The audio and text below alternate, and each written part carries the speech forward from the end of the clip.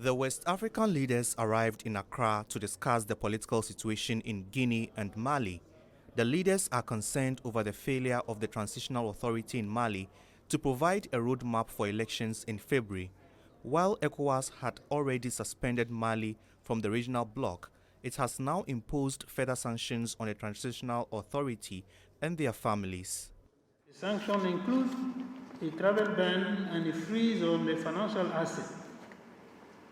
It further instructs the President of the Commission to consider and propose additional sanctions at its next ordinary session on 12 December 2021, should the situation persist.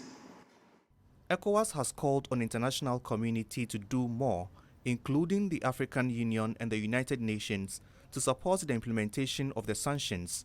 Last month, Mali sacked the ECOWAS envoy in charge of mediating the transition process, accusing him of working against them. The West African leaders have condemned the expulsion of the ECOWAS envoy in Mali. They want the transition authorities in the country to continue working to hold elections in February next year. ECOWAS says it is concerned over the worsening security in Mali due to political instability. It has urged the transitional authority in the country to beef up internal security and called on neighboring countries to step up their security presence along Mali's borders.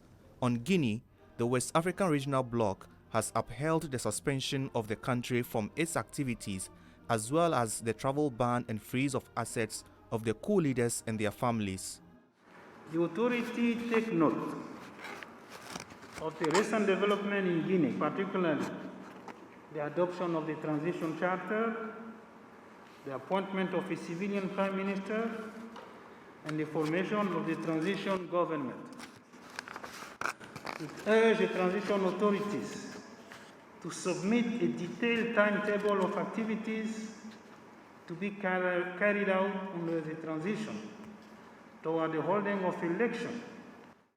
ECOWAS has appointed the UN Special Representative for West Africa and Sahel, Mohamed Ibn Chambers, as Special Envoy to Guinea.